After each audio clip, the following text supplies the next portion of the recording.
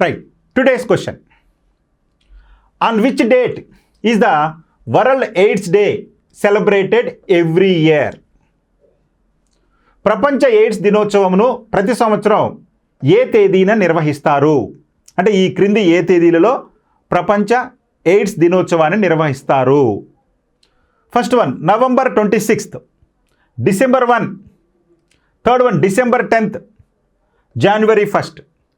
మరి ఈ 4 రోజులలో ఏ రోజున ప్రపంచ ఎయిడ్స్ దినోత్సవాన్ని నిర్వహిస్తారయ్యా అంటే డిసెంబర్ 1న. ఇది ఎవరి ఆధ్వర్యంలో అండి? WHO ఆధ్వర్యంలో 1988 నుండి ప్రతి సంవత్సరం డిసెంబర్ 1న ఈ యొక్క ప్రపంచ ఎయిడ్స్ దినోత్సవాన్ని నిర్వహించడం జరుగుతుంది. అంటే ప్రపంచంలో 1988 నాటికి ఈ ఎయిడ్స్కి సంబంధించి ఆఫ్రికా ఖండంలోని దేశాలే కాకుండా ప్రపంచంలోని అన్ని దేశాలు కూడా ప్రభావవంతంగా ఆఫ్రికా ఖండంలోని దేశాలతో పాటు ప్రపంచవ్యాప్తంగా ఈ యొక్క ఎయిడ్స్ రోగుల యొక్క సమస్యను ఎదుర్కోవడం జరిగింది.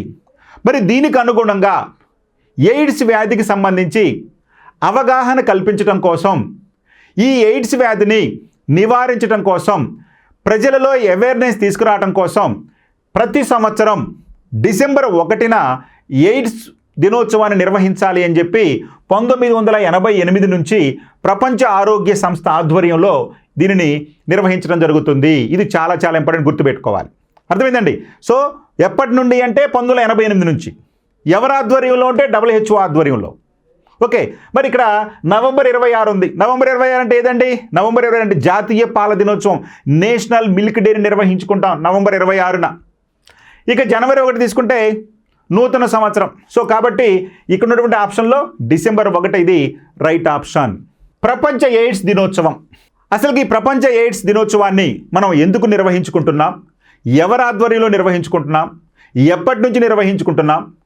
మరి ప్రపంచంలో ఎంతమంది ఇప్పటికీ ఈ యొక్క ఎయిడ్స్ వ్యాధిగ్రస్తులు ఉన్నారు?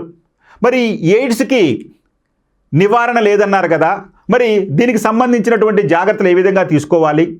మరి ఈ ఎయిడ్స్ వ్యాధికి చికిత్స ఏ విధంగా నిర్వహిస్తున్నారు ప్రస్తుతం? మొదలైన విషయాలన్నీ కూడా ఇప్పుడు మనం చూద్దాం. ఎయిడ్స్ వ్యాధి గురించి ప్రజల్లో అవగాహన కల్పించే లక్ష్యంతో ప్రపంచ ఆరోగ్య సంస్థ ఆధ్వర్యంలో 1988 నుంచి ప్రతి సంవత్సరం డిసెంబర్ 1న ప్రపంచ ఎయిడ్స్ దినోత్సవాన్ని, వరల్డ్స్ ఎయిడ్స్ డేని నిర్వహించుకోవటం జరుగుతుంది. సో వరల్డ్ ఎయిడ్స్ డే ఎప్పుడండి? డిసెంబర్ 1. ఎప్పటి నుంచి? 1988 నుంచి. ఎవరి ఆధ్వర్యంలో నిర్వహిస్తున్నారు? WHO ఆధ్వర్యంలో నిర్వహిస్తున్నారు. మరి HIV సంక్రమించకుండా తీసుకోవలసిన జాగ్రత్తలను తెలియజేయడంతో పాటు వ్యాధిగ్రస్తుల సంరక్షణ, వారి హక్కులను కాపాడటం ఈరోజు ముఖ్య ఉద్దేశం.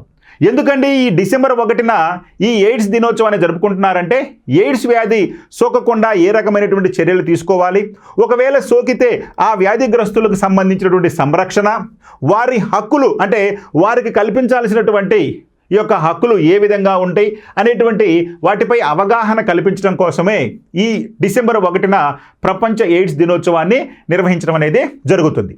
ప్రపంచంలో ప్రస్తుతం 4 కోట్ల మందికి పైగా ఎయిడ్స్ వ్యాధితో జీవిస్తున్నారు. అంటే ఇప్పటికీ కూడా ప్రపంచంలో 4 కోట్ల మందికి పైగా ఈ ఎయిడ్స్ వ్యాధిగ్రస్తులు ఉన్నారని చెప్పి మనకి గణాంకాలు చెబుతున్నాయి.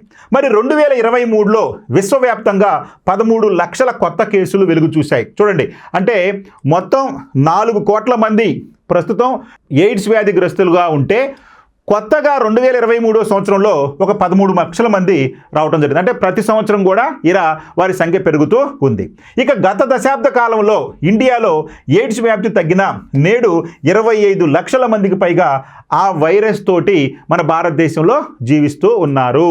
అంటే ప్రపంచంలో ఉన్నటువంటి మొత్తం 4 కోట్ల మంది ఎయిడ్స్ వ్యాధిగ్రస్తులలో సుమారు 25 లక్షల మంది మన భారతదేశంలో ఉన్నారు. ఈ పాయింట్ మనం గుర్తుపెట్టుకోవాలి.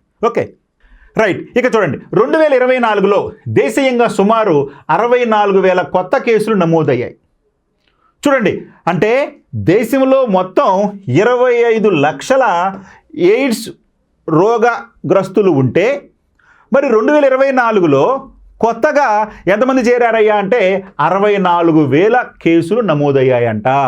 మన భారతదేశంలో కొత్తగా ఎయిడ్స్ వ్యాధిగ్రస్తులు ఎంతకి నమోదయ్యారయ్యా 2024లో అంటే 64,000 మంది, అంటే 64,000 కొత్త కేసులు హెచ్ఐవి పాజిటివ్కి గుర్తించడం జరిగింది.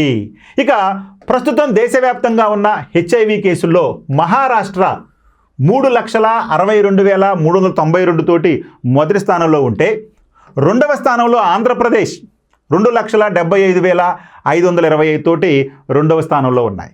ఈ రెండు రాష్ట్రాలే కలుపుకుంటే దాదాపుగా మనకి 6 లక్షల వరకు, అంటే 6 లక్షల కంటే అధికంగా ఎయిడ్స్ వ్యాధిగ్రస్తులు ఉన్నారు ఈ రెండు రాష్ట్రాలు. అంటే మొత్తం 25 లక్షలు ఉంటే ఈ 25 లక్షల్లో 6 లక్షలకు పైగా ఈ యొక్క ఎయిడ్స్ వ్యాధిగ్రస్తులు ఒక మహారాష్ట్ర, ఆంధ్రప్రదేశ్లోనే ఉన్నారు. ఇక తెలంగాణలో ఇప్పటి వరకు 1,38,290 మంది హెచ్ఐవి పాజిటివ్ వ్యక్తులను గుర్తించినట్లుగా, అంతేకాకుండా వారికి యాంటీ రెట్రోవైరల్ థెరపీ చికిత్స అందిస్తున్నట్లు కూడా తెలంగాణ గవర్నమెంట్ పేర్కొనడం జరిగింది. అంటే ఈ యొక్క హెచ్ఐవి సోకినటువంటి వ్యాధిగ్రస్తులకు అందించేటటువంటి చికిత్స ఏంటయ్యా అంటే ఏఆర్టీ చికిత్స. ఈ ఏఆర్టీని ఏమంటారండి? యాంటీ రెట్రోవైరల్ థెరపీ అంటారు. అంటే రక్తంలో ఈ ఉన్నటువంటి హెచ్ఐవిని గుర్తించి దానిని, అంటే ఇమ్యూనిటీ సిస్టాన్ని దెబ్బతీయకుండా ఇమ్యూనిటీ సిస్టాన్ని మరింత బలోపేతం చేసేందుకు అందించేటటువంటి వైద్య విధానమే ఈ యొక్క యాంటీ రెట్రోవైరల్ థెరపీ. ఇదొక్కటే ఎయిడ్స్ వ్యాధిగ్రస్తులను కాపాడటానికి ఉన్నటువంటి ప్రస్తుత వైద్య విధానం. అంటే ముందైతే పూర్తిగా తగ్గించడానికి లేదు, కానీ ఎయిడ్స్ వ్యాధిగ్రస్తులను కొంతకాలం వాళ్ళకి జీవనం లేదా కొంతకాలం జీవితాన్ని పెంచే అవకాశం ఉంది ఈ ఏఆర్టీ చికిత్స విధానం ద్వారా. అదేంటో మనం చూద్దాం. ఇక హెచ్ఐవి వ్యాప్తి చెందే మార్గాలు, ఈ హెచ్ఐవి ఏ విధంగా వ్యాప్తి చెందుతుందో చూద్దాం. హెచ్ఐవి ప్రధానంగా 4 మార్గాల ద్వారా ఒకరి నుండి మరొకరికి వ్యాప్తి చెందుతుంది. హెచ్ఐవి 4 పద్ధతుల ద్వారా లేదా 4 మార్గాల ద్వారా ఒకరి నుండి ఒకరికి సంక్రమిస్తుంది లేదా వ్యాప్తి చెందుతుంది. అవేంటండి? 1, అసురక్షిత శృంగారం. హెచ్ఐవి ఉన్న వ్యక్తితో శృంగారంలో పాల్గొనడం ద్వారా అసురక్షిత శృంగారం. అదేవిధంగా హెచ్ఐవి సోకినటువంటి వ్యక్తితోటి శృంగారంలో పాల్గొనడం ద్వారా మరొకరికి ఈ యొక్క హెచ్ఐవి అనేది సంక్రమించే అవకాశం ఉంది. అది మొదటిది, ప్రధానమైంది. ఇక రెండవది రక్త మార్పిడి. అపరిశుభ్రమైనటువంటి సూదులు, సిరంజులు వాడటం లేదా వైరస్ ఉన్న రక్తం దానం చేయటం ద్వారా కూడా ఈ వైరస్ వ్యాప్తి చెందుతుంది ఒకరి నుంచి ఒకరికి. ఇక మూడవ విధానం ఏంటయ్యా అంటే తల్లి నుండి బిడ్డకు. గర్భధారణ, ప్రసవం లేదా తల్లిపాల ద్వారా తల్లి నుండి శిశువుకు వ్యాపించవచ్చు. ఈ విధంగా కూడా ఎయిడ్స్ వ్యాధి అనేది ఒకరి నుండి మరొకరికి, ఒక వ్యక్తి నుండి మరొక వ్యక్తికి అంటే తల్లి నుండి బిడ్డకి సంక్రమిస్తుంది ఈ విధానంగా. ఇక 4వది పంచుకున్న సూదుల ద్వారా డ్రగ్స్.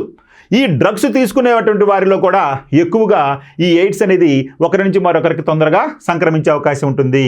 మాదక ద్రవ్యాలను వాడేటప్పుడు ఒక సూదిని మరొకరు పంచుకోవటం ద్వారా కూడా ఈ వ్యాధి ఒకరి నుండి మరొకరికి సంక్రమిస్తుంది. ఈ 4 పద్ధతుల ద్వారా ఎక్కువగా ఎయిడ్స్ వ్యాధి ఒకరి నుంచి మరొకరికి వ్యాప్తి చెందుతూ ఉంటుంది. మరి చికిత్స నివారణ ఇందా చెప్పుకున్నాం కదా, ఈ ఎయిడ్స్ వ్యాధి సోకినటువంటి వారికి ఏ విధమైనటువంటి చికిత్స ఇస్తున్నారంటే ఏఆర్టీ, అంటే యాంటీ రెట్రోవైరల్ థెరపీ ఇస్తున్నారు కదా. అదేంటయ్యా చూడండి. ప్రస్తుతం హెచ్ఐవికి నయం చేసే మందు లేదు. అంటే హెచ్ఐవి సోకిందంటే దాన్ని నయం చేసే మందు అయితే లేదు, మెడిసిన్ అనేది లేదు. మరి ఎలా నయం చేస్తారండి? కానీ ఏఆర్టీ అనే చికిత్స ఉంది. ఇది రక్తంలో వైరస్ పరిమాణాన్ని తగ్గిస్తుంది. వైరల్ అంటే ఈ యొక్క రక్తంలో ఎయిడ్స్ వ్యాధి సోకినటువంటి వారికి రక్తంలో ఈ యొక్క వైరస్ అనేది ఉంటుంది. ఎప్పుడైతే రక్తంలో ఆ వైరస్ ఉంటుందో ఆ రక్తంలో ఉన్నటువంటి వైరస్ మన శరీరంలో ఉన్నటువంటి అవయవాలపైన ఇది ఎక్కువగా పనిచేసి తొందరగా మనని వీక్గా చేస్తుంది, బలహీనంగా చేస్తుంది. ఎప్పుడైతే బలహీనం అవుతుందో శరీరం, ఆటోమేటిక్గా ఇతర వ్యాధులు వారిని సంక్రమించే అవకాశం ఎక్కువగా ఉంటుంది. అందుకనే ఈ రక్తంలో ఉన్నటువంటి ఈ వైరస్ను పరిమాణాన్ని తగ్గించేటటువంటి విధానమే ఈ ఏఆర్టీ విధానం. చూడండి, రక్తంలో వైరస్ పరిమాణాన్ని తగ్గిస్తుంది. దీనివలన రోగనిరోధక శక్తి పెరుగుపడుతుంది. హెచ్ఐవి సోకినప్పుడు ఏం చెప్పుకున్నామండి? రోగనిరోధక శక్తి తగ్గుతుంది.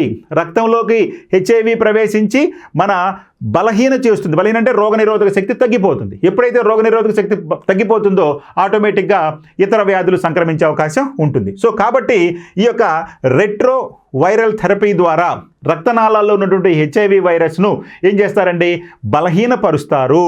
సో ఆ విధంగా రోగనిరోధక శక్తి పెరుగుతుంది.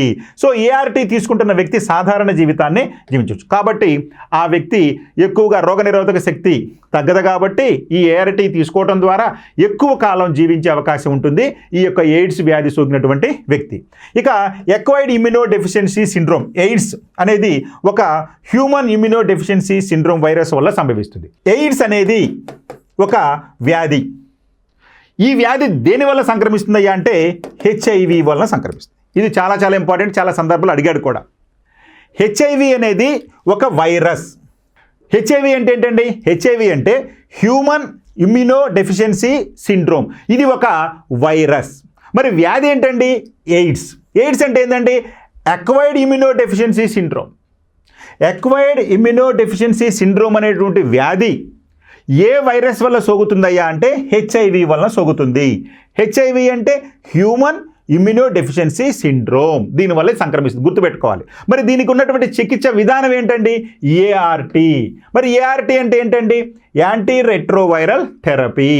Okay, right. ఇక హెచ్ఐవి మానవ శరీరంలోకి ప్రవేశించగానే ప్రధానంగా రోగనిరోధక వ్యవస్థను తీవ్రంగా నాశనం చేస్తుంది. చెప్పుకున్నాం కదా, ఎప్పుడైతే మన శరీరంలోకి హెచ్ఐవి అనేది వస్తుందో ఆటోమేటిక్గా అది రోగనిరోధకని శక్తిని తగ్గిస్తుంది. ఎప్పుడైతే రోగనిరోధక శక్తి తగ్గుతుందో మనకి ఇతర వ్యాధులు సంక్రమించే అవకాశం ఉంటుంది. తద్వారా అనేక అనారోగ్య సమస్యలు తలెత్తుతాయి. ఈ ప్రాణాంతకర వ్యాధిని నివారించడానికి ఎలాంటి మందు లేదు, కేవలం ముందు జాగ్రత్త చర్యల ద్వారానే దీన్ని అరికొట్టుకోవచ్చు. కాబట్టి మన వాళ్ళు చెప్తుంటారు ఎయిడ్స్కు మందు లేదు, నివారణ మార్గమే ప్రధానమైనటువంటి ఈ యొక్క ఆయుధం అని చెప్పి మనకు చెప్తూ ఉంటారు అవేర్నెస్ కలిగించేటటువంటి వారు. సో కాబట్టి ఎయిడ్స్ వ్యాధికి ఎలాంటి నివారణ లేదా తగ్గించేటటువంటి మందులు లేవు.